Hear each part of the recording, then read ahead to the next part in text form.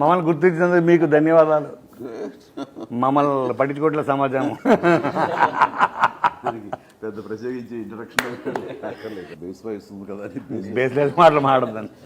మీరు చాలా గౌరవిస్తారు, నేనేమో చాలా చనువుగాను జోకులు వేస్తుంటాను. ఇదేనా మన కోన వెంకట గారిని ఏమో అనుకున్నాం, ఇంతేనా అని అడుగుతారు.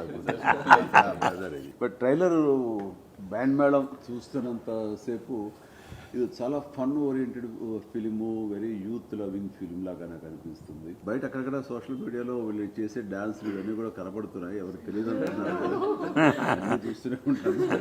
కోన వెంకట తనకు ఉన్నటువంటి ఎక్స్పీరియన్స్ తోటి దీనికి అన్ని రకాలుగా కొంచెం జాగ్రత్తలు వహిస్తూ మీరు అనుకున్న అది ఖచ్చితంగా రాబట్టే విధంగా తన ఇన్పుట్స్ ఉంటాయని నాకు తెలుసు. Plus Satish director, young director, తను చూస్తుంటేనే చిన్న డైలాగులు పనిచేస్తూ అవి ఉంటూ ఫన్ ఓరియంటెడ్గా ఉంటుంది. ఇలాంటి సినిమాలు ఎప్పుడైనా సరే సీరియస్గా చెప్పాలని ప్రయత్నం చేస్తే చూద్దాంలే అబ్బాయి ఎంత సీరియస్.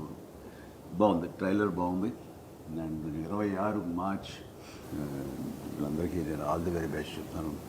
ఈ సినిమా ఖచ్చితంగా పెద్దగా మన ప్రమోషన్స్ ఏమీ చేయట్లేదు, నాలాంటి పెద్దగా చెప్పనక్కర్లేదండి. Very happy. ఇలాంటి చక్కటి సినిమాలు హిట్ అవుతుంటే కనుక ఈ సంవత్సరం శ్రీరామనవమి నాడు రిలీజ్ అవుతున్న ఈ సినిమా ఆ దేవుని ఆశీస్సులతో, రాముల ఆశీస్సులతో పెద్ద హిట్ కావాలి మనస్ఫూర్తిగా కోరుకుంటున్నాను.